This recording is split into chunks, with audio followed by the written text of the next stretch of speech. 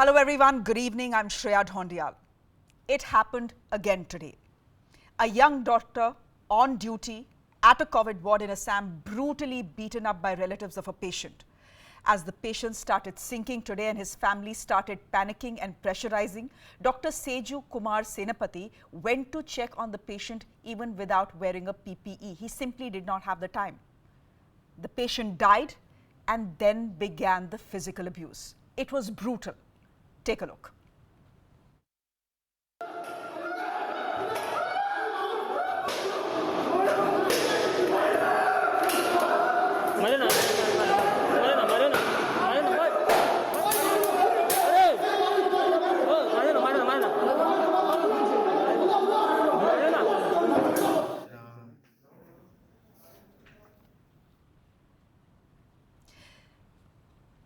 This shouldn't have happened. The last 1.5 years have been unprecedented for doctors around the world. A time when fatigue, fear, anxiety, helplessness and death have brought them to breaking point. They have stepped out of ICU wards, cried, wiped their tears and gone right back in. In many cases, they haven't had the time to mourn personal losses as well. And they have lost colleagues, almost 1,200 of them to the virus. Yes, 1,200 doctors have died in the last 1.5 years because of COVID-19. I have 3 COVID doctors from 3 different cities today talking to us about the stress, the depression and the burnout that they are experiencing. They are talking to us about what it is like to deal with death every day. Before that, here's a report on doctors in distress.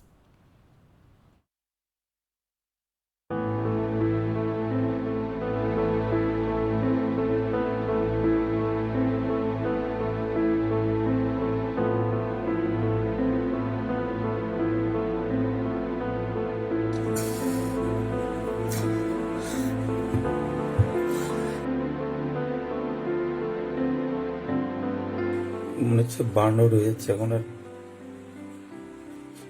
এত হাহাকার আর দেখা যাচ্ছে না Kolkata-based pulmonologist Dr. Anirban Biswa breaking down during a Facebook Live while speaking about the unending deaths he was seeing in his hospital. Sorry,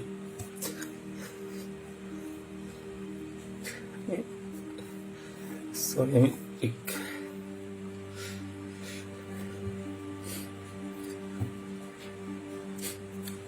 মনে হচ্ছে burnout হয়ে যাচ্ছে এখন আর এত হাহাকার আর দেখা যাচ্ছে না The pandemic has put doctors across the world in distress. This is the grief of losing patients. This is the helplessness of having to choose who to save and who to let go. On the SOS number that 400, just log it saying that we are desperately in need in less than 1 hour and our pressures are dropping. It's a constant struggle. Till last night, 2:30 at night, I was struggling for oxygen. And again, from morning. There is desperation for resources. There is extreme fatigue with unending hours of work. And then there is the fear of carrying home the virus and infecting your family. Nothing expressed this fear better than this video Dr. Nasir Ali Al-Sharani from Saudi Arabia had posted last year. In a study conducted in the United Kingdom, 2 out of every 5 doctors surveyed said that their mental health had worsened in the last 1.5 years. Treat and prevent flu to prevent corona. Number 1, no fever, no flu, no fever, no corona. Dr. K.K. Agarwal, a well-known face on Indian television, spoke about it often. Even I'm suffering from COVID. I'm having COVID pneumonia, which is progressive.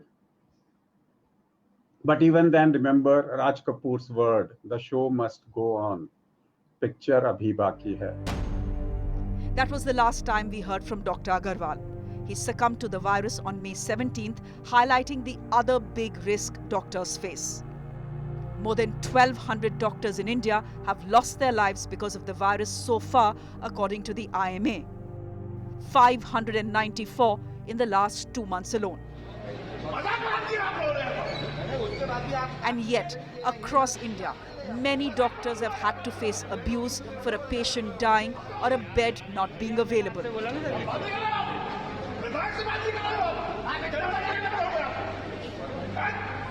Dr. Yogendra Srivastav, a doctor in a government hospital in Bhopal, quit in frustration.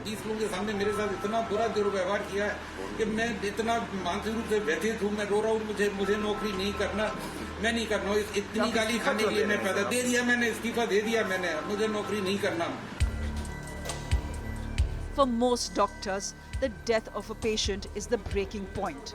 How do you tell a 25-year-old that his mother is dying? Like many doctors posted in COVID ICUs, Dr. Dipshika Ghosh made a video call to let Soham Chatterjee sing to his mother one last time. तेरा मुझसे है पहले का नाता कोई यूं ही नहीं दिल लुभाता कोई जाने तू या जाने ना. Dr. Ghosh later wrote that the meaning of the song had changed for her forever. The pandemic has changed many things forever. And our doctors, fatigued, distressed, on the brink, will have our gratitude forever. With Saisha Aluwalia in New Delhi, I'm Shreya Dhondial. 3 doctors with me today, and all 3 at one point reached a point where they cried out for help or just broke down because of all that they were seeing around them. Dr. Taha Mateen is a physician and head at the HBS hospital in Bangalore. He's joining us. Dr. SCL Gupta, medical director at the Batra Hospital, and Dr. Tripti Gilada, infectious disease physician at the Prince Ali Khan and Masina hospitals in Mumbai. Thank you all 3 very much, first of all, for sparing your time to be with us here on Debrief. I know all of you are incredibly busy. Dr. Taha Mateen, you almost didn't come to the show because you said you were overwhelmed by a series of deaths. Has that been the most difficult part of the job for you in the last year and a half? Well, obviously, when you lose so many of them, death after death, how much grief can a man take? We are human too.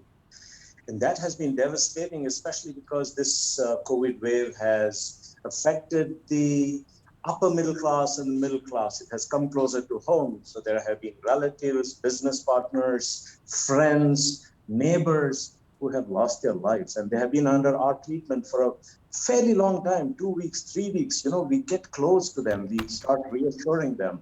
And when things don't go your way, it numbs the spirit. You know, it's a failure that doctors are generally not used to. We have a life of success, educational success, and all kinds of success. And here we are faced with helplessness, and that's terrible. And you get up and say, what do I tell now? What do I tell to that woman who has lost her husband? What do I tell that boy who has lost his father? What do I tell this woman who's lost her child? How do you cope up? It's been very, very harsh facing these deaths, and it aggravates us really, down to the fact that you don't want to go to work the next day.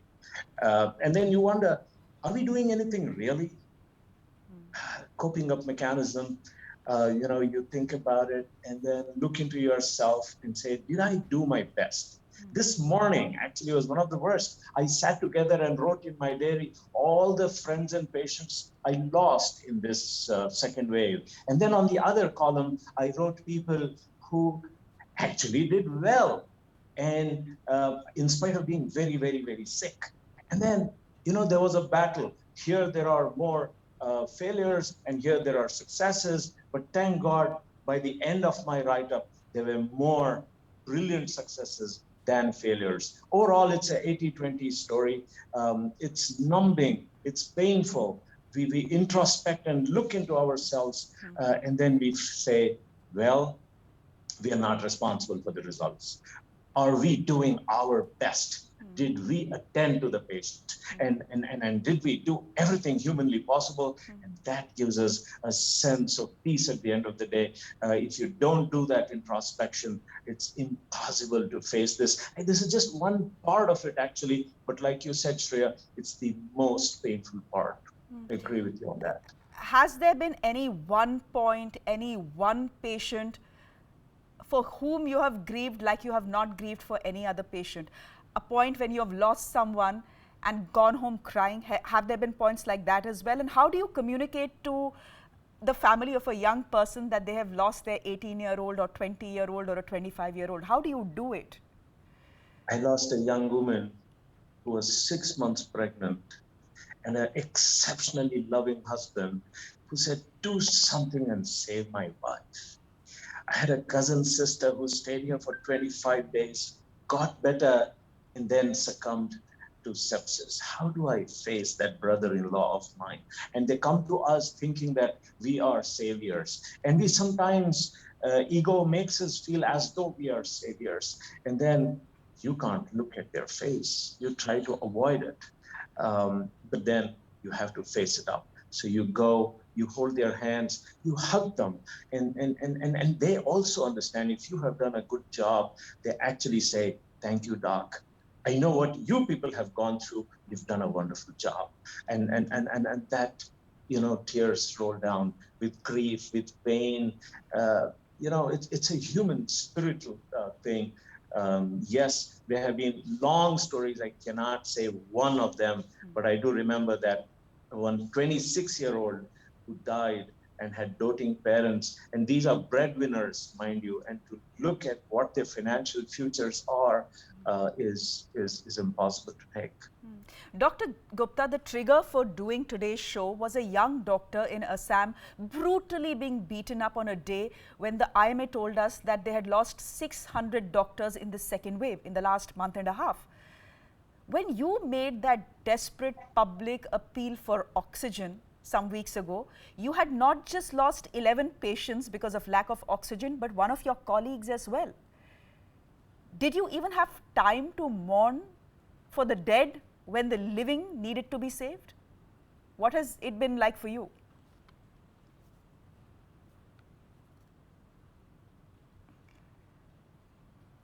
Dr. Batra, I think you'll have to unmute yourself. If you can hear me, Dr. Gupta, if you can hear me, you'll have to unmute yourself.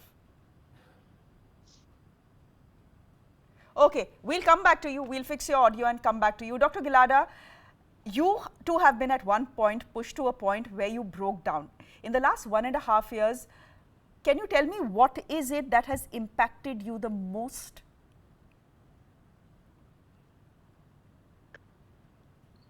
So I think, as in any pandemic or for any disease for that matter, doctors just do their best while in their mind, they are prepared for the worst.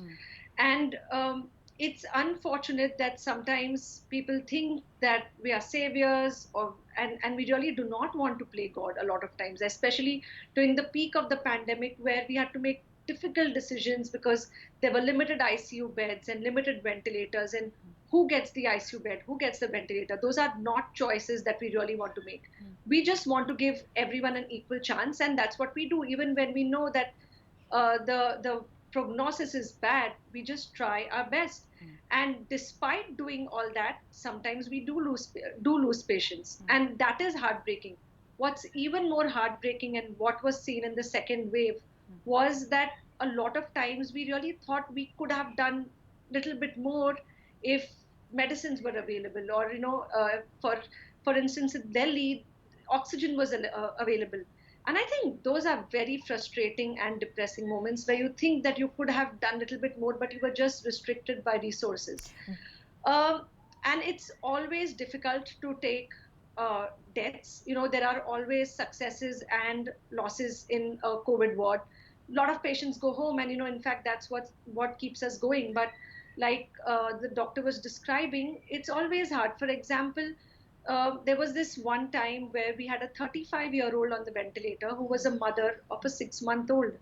I'm a mother of a 6-month-old. And every day the husband really thought, what is it that I could do more? We could see her sinking. And at these times when we see the patient sink and when the patient dies, I think a part of us dies with the patient. It just makes you realize how vulnerable each one of us is. I could have been in that bed. And that fear of taking the infection back home, the fear of seeing your loved ones in that position, and that has happened to all of us. We've all had colleagues, we've all had friends or near and dear ones. We've had these personal losses, but the next day we've just had to go to work. The last 15 months, I think many of us have not had a 6-hour non-stop sleep. It's always interrupted by patient calls 24/7, but these are extraordinary situations. And we know that we really need to be there, but it is definitely taking a toll on the mental health. Okay. This is the aspect that we talk about, but there's this entire unaddressed aspect of resident doctors or doctors in training who've actually joined post-graduation for 3 years, but have all been shunted to COVID duty and probably have lost that entire 1.5 or 2 year of training. Sure. And their careers are at stake, and there are a lot of these issues that remain unaddressed. Okay. Dr. Gupta, Yes, ma'am. now you can hear me. The trigger for doing, I was telling you, this show was a young doctor in Assam brutally being beaten up on a day when the IMA told us that 600 doctors had lost their lives in the second wave. When you made that desperate public appeal for oxygen, you had not just lost 11 patients because of the lack of it, but your own colleague as well. I was asking you whether you even had the time to mourn for the dead when the living needed to be saved. What has been the lowest point for you in this fight against the pandemic? 1 सप्ताह तक लगातार doctor हिमतानी की death के बाद हमें वक्त नहीं मिला कि हम उनकी धर्मपत्नी के पास बैठकर उनके साथ कुछ क्षण गुजारें और उन्हें बताएं कि एक्चुअली क्या हुआ था। ये कहना बहुत इजी है, लेकिन एक वक्त में more than 50 patients taking the round since morning to evening, going in PPE kits, after taking rounds, telling each and every individual's family members what is the condition today, what will be the change tomorrow, what medicine is available, what is not available, and more over. Oxygen is available or not? First question was, doctor साहब oxygen है कि नहीं, कहीं हम दूसरी जगह ले जाएं, हम अपना सिलेंडर लेके आ जाएं।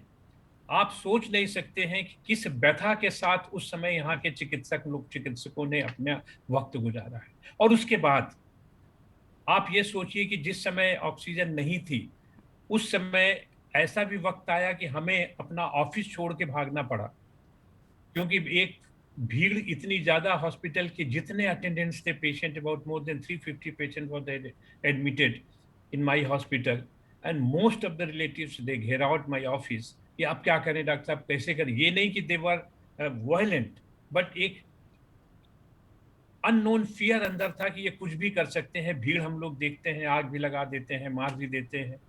वहां से निकलने के बाद एक जगह जाना, उनको समझाना, बताना, उनको अपने ऑक्सीजन सिलेंडर परमिट करना, प्लस एक बेड में एक व्यक्ति को परमिट करना कि भाई वो देखना चाहता है उनका पेशेंट कैसा है। मतलब आप इमेजिन नहीं कर सकते किस व्यथा के साथ आंसू निकलने को बाहर आ रहे थे और आंसू निकल नहीं रहे थे कि अगर हमने अपने आप को शो कर दिया तो इन लोगों का क्या हो। और उसके बाद वो कलीग हमारा डॉक्टर हिमतानी, जिसके साथ हम लोग 30-32 वर्ष से उसी अस्पताल में काम कर रहे थे, और उनकी धर्मपत्नी भी उसी हॉस्पिटल में एडमिट हुई थी, वो भी इलाज करा रही थी। मॉर्निंग इवनिंग वो हम लोगों से हमेशा यही बात करती थी, आज का क्या सीन है डॉक्टर साहब। ऑक्सीजन के लिए उन्होंने सुबह ही कहा कि डॉक्टर साहब ऑक्सीजन की कमी तो नहीं। हमने कहा नहीं ऐसा कुछ नहीं है, जो थोड़ा बहुत होता है that we will be managing. But किसको पता था कि विधि के विधान में ये सिचुएशन आएगी कि ऑक्सीजन की कमी से उनके पति देव ही नहीं रहेंगे, जो कि एक बहुत ही सीनियर गैस्ट्रोएंटरोलॉजिस्ट। चलिए Dr. Gupta, thank you very much for joining us and telling us what exactly had happened that day and whether you were in a position to mourn the death of your own colleague. Dr. Taha Mateen, thank you very much. It was important to hear from you. And Dr. Tripti Gilada, thank you very much for being on the show as well. As I said, it was very important for us to hear from doctors like you, doctors who are on the COVID forefront, as it were. On that note, a very quick break. Up next, we are hearing from young ITBP doctors who were marched to the COVID front lines before they had even time to complete their training. How are they coping?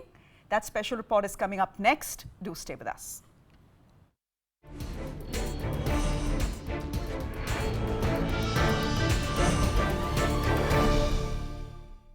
Welcome back. They are being called the COVID batch. Young paramilitary doctors who were in the middle of their training when they were asked to march directly to war.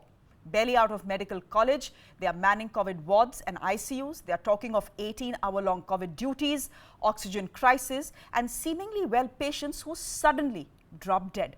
Arunima and Arpit Seth have this special report. We had our 5 kilometers run that day, post which we had to do our drill practice. We were doing that, in which all of a sudden the whistle rings in. Our course director came in that, boys, pack your bags, the country needs you.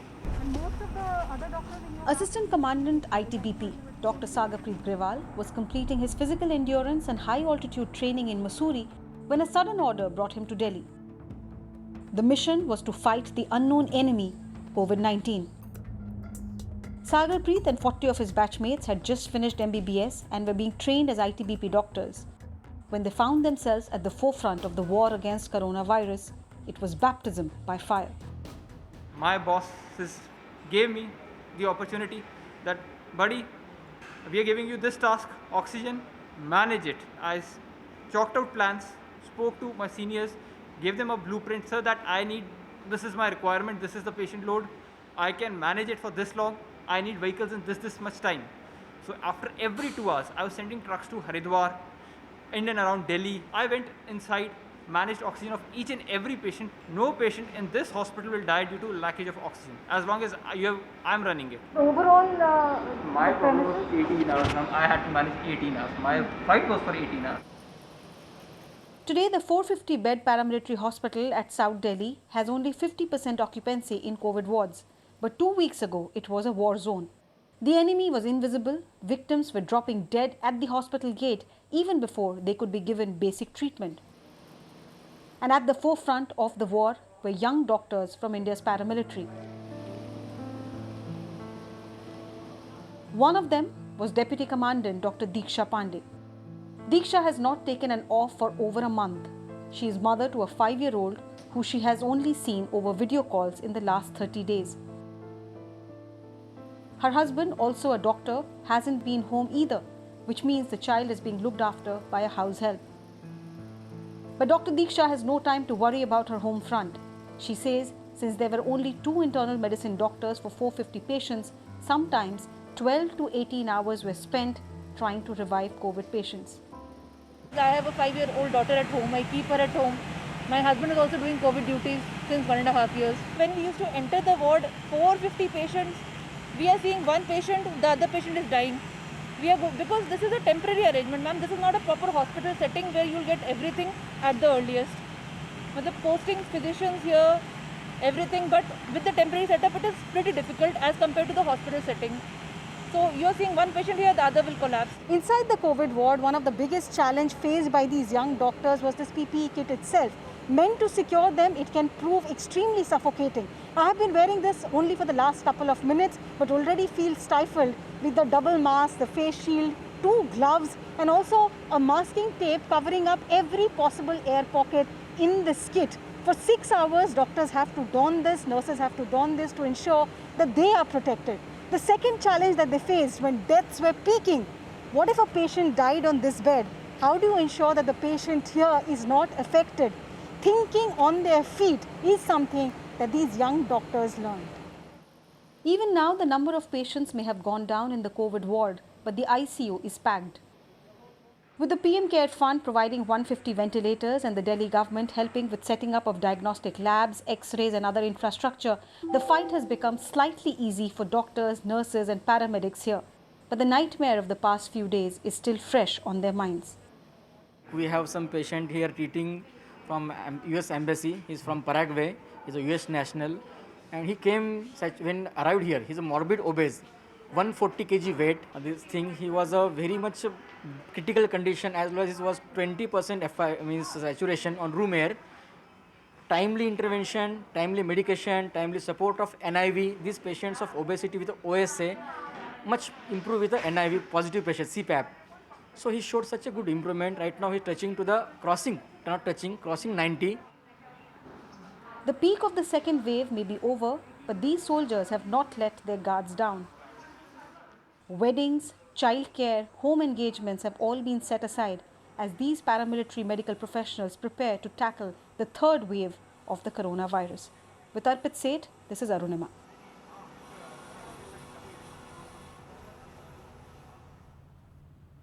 The war isn't over, we know that. So a hat tip to all doctors fighting this unending nightmare. Thanks for watching.